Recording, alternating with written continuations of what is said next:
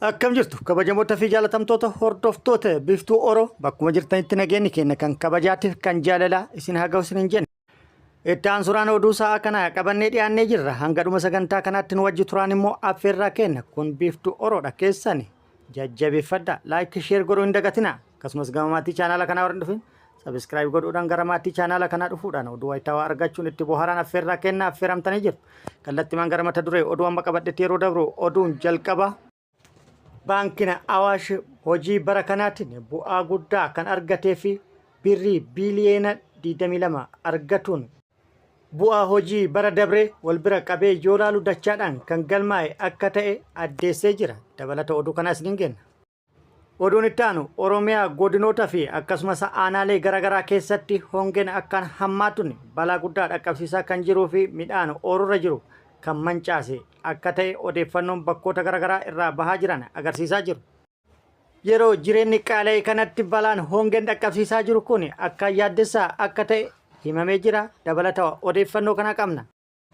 Oduun itti aanu oduu oolmaa Oromiyaati. Oduu oolmaa Oromiyaatti lolli loltoota mootummaatii fi waraana bilisummaa Oromoo gidduutti Oromiyaa bakkoota garaagaraatti gaggeeffamaa jiru akkuma itti fufeetti jira. Waraanni bilisummaa Oromollee haleellaa loltoota mootummaa irratti bakkoota garaagaraatti raawwataa jiruun injifannoo argataa kan jiru kan ibsu yoo ta'u, mootummalleen dhibba kana bifa haaraan oopereeshinii bal'aa kan jalqabe yookaan kan eegale akka ta'e beeksisee jira. Haaluma kanaan giddugala Oromiyaa kaaba shawaa aanota garaagaraa akkasumas lixa shawaa fi kibba lixa shawaa aanota garaagaraatti oopereeshinii bal'aa kan jalqabe yoo ta'u, waraanni bilisummaa Oromoo immoo oopereeshinii mootummaan jalqabe kana jalqabumarraa fashaleessuu kan jalqabe akka ta'e beeksisee jira.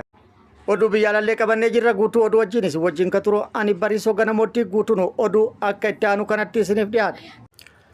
Baankiin Awaash bu'aa qarshii biiliyeena 22 ol argachuu ibsee jira. Baankiin Awaash bu'aan bara kana argate bu'aa bara dabree yeroo kanaatiin yookaan yeroo wal fakkaataa argate dachaadhaan akka caalus beeksisee jira.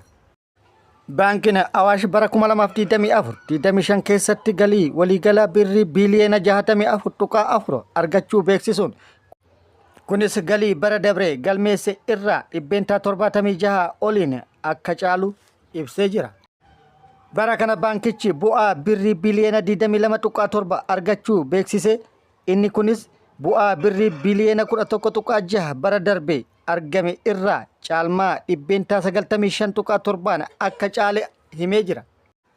Baankichi raawwii hojii bara kanaa irratti ibsa kaleessa kenneen bu'aa qabeessummaan baankichaa gama hundaan galmaa'ee yookaan galmeesse edaama hojii dameelee hundaa ta'uu ibsee jira.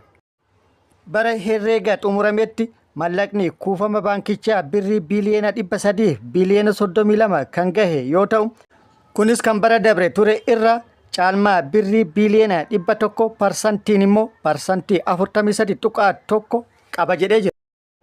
Oduun itti aanu Oromiyaa godinoota fi aanaalee garaagaraa keessatti hongeen hammaatuudhaan miidhaa hamaa dhaqqabsiisaa akka jiru himamee jira. Harargee bahaa godinoota garaagaraa keessatti hongeen kun kan dhaqqabe yoo ta'u, akka fakkeenyaatti aanaa Maayyuu Mulluqqeetti hongeen dhaqqabe midhaan ooyiruu jiru hedduu miidhaa irra dhaqqabsiisuun akka barbadeesse himamee jira. Akkasumas kaaba Oromiyaa godina Wallottis balaa hongee kanaan miidhaan guddaan kan dhaqqabe akka ta'e kan himame yoo ta'u, godina Arsii aanaalee garaagaraattis hongeen kun kan hammaate ta'uun himamee jira. Godina Arsii aanaa Shanankoolutti hongee dhaqqabeen badiin guddaan midhaan ooyiruu irra jiru irratti kan dhaqqabe yoo ta'u, kun akka fakkeenyaatti kan eerameedha. Walumaa galatti Oromiyaa godinaalee garaagaraa keessatti hongee dhaqqabeen midhaan ooyiruu irratti faca'e guutumaan guututti kan manca'e yoo ta'u, kun immoo balaa beelattii fi uummata saaxiluu akka danda'u tilmaamamee jira. Kun akkuma jirutti ta'ee durumaayyuu akkuma biyyattiitti qaala'insa jireenyatti wal qabatee jireenyi hammaatuun kan beekamu yoo ta'u, yeroo ammaa kanatti uummanni rakkoo dabalataatiif saaxilamuu kan danda'u akka ta'e tilmaamamuudhaan qaamonni dhimmi kun ilaallatu akkuma biyyattiitti tumsa barbaachisaa ta'e taasisuudhaan balaa dhaqqabuu danda'u hambisuuf akka hojjetamu uummanni gaafatee jira. Oduu oolmaa Oromiyaatiin lolli Oromiyaa godinaalee Oromiyaa hunda keessatti haala jedhamuu danda'u loltoota mootummaatii fi waraana bilisummaa Oromoo gidduutti deemaa jiru akkuma itti fufeetti jira. Tibba kana waraanni bilisummaa Oromoo oopereeshinii bal'aa daangaa hanga daangaatti yookaan immoo daangarraa hanga funyaan Finfinneetti akkasumas Finfinneetti naannessuudhaan haleellaa loltoota mootummaa irratti raawwataa ture miidhaa guddaa loltoota mootummaa irratti akka dhaqqabsiise beeksisee jira. Haleellaa giddugala Oromiyaa hanga funyaan Finfinneetti akkasumas naannawaa Finfinneetti naannessuudhaan loltoota mootummaa irratti raawwatuun keessoo mootummaa kan raase akka ta'es ifoomsuun har'as Oromiyaa bakkoota garaagaraatti loltoota mootummaa irratti haleellaa akka raawwate beeksisee jira. Giddugala Oromiyaa, lixa Oromiyaa akkasumas kibba Oromiyaatti haleellaa loltoota mootummaa irratti raawwateen loltoota mootummaa hedduu hojiin ala akka taasise waraanni bilisummaa Oromoo kan beeksise yoo ta'u, mootummaan immoo gama isaati haleellaa bal'aa waraanni bilisummaa Oromoo irratti raawwataa jiru kana qolatuuf qindoominaan opereeshinii bal'aa akka banuuf deemu ifoomsee jira.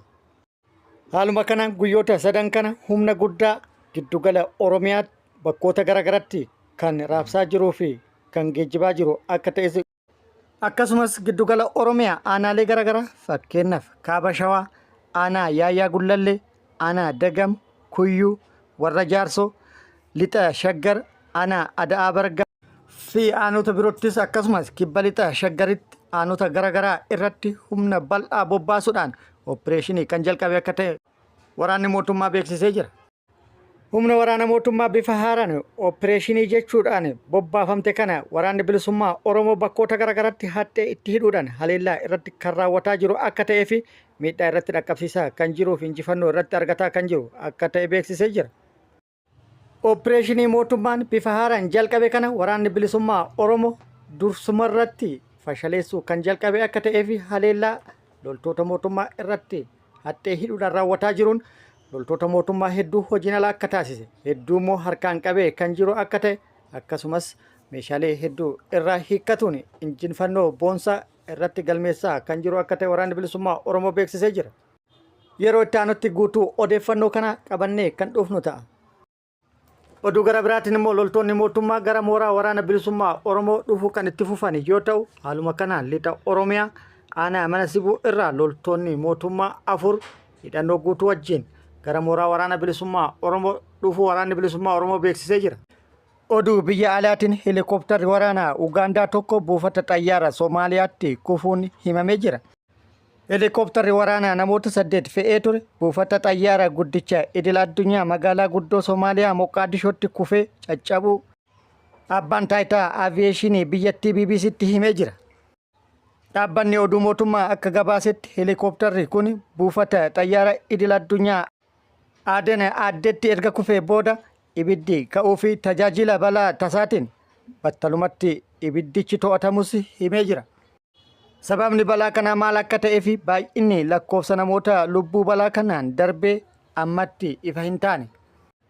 Hoogganaan abbaa taayitaa siviil aaviyeeshinii Soomaaliyaa obbo Ahmad Maalim akka himanitti heelikooptarri kun buufata xayyaara Baldoglee kan Reejina Shaabel gaditti argamu irraa balali'uun kutaa waraanaa buufata xayyaara keessatti kufuu isaa ibseera. Akkasumas sababni balaa kanaa maal akka ta'e adda baafatuuf qorannoon gaggeeffamaa akka jiru himee jira. Oduun itti aanu biyyoota Awurooppaatti ho'i hamaan mudatee jira. Ho'i hamaan mudate kunis lubbuu namoota hedduu galaafatee jira. Sababa ho'a hamaa mudate kanaan hanga yeroo gabaasni kun nu dhaqqabeetti namoonni 2 Itilitti, 2 Jarmanitti, 2 immoo Ispeenitti lubbuu dhabanii jiru.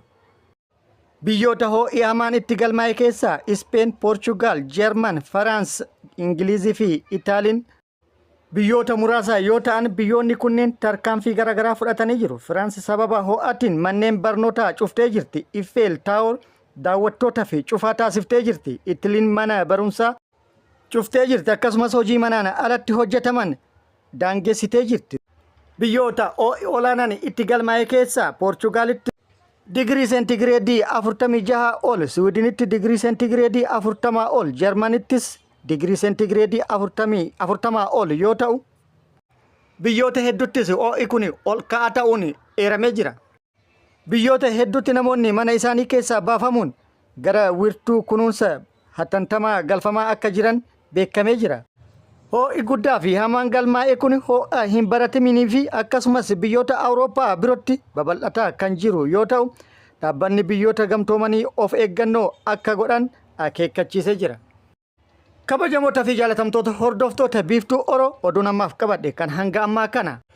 Guutuu oduu wajjin isin wajjin ka ture ani Bariisoo Ganamooti. Hanga yeroo itti aanutti deebinee wal agarrutti nageenyi Rabbii isiniif haa baay'atu. Nagaatti nu turaan immoo hawwii kenna. Nagaatti nu tura.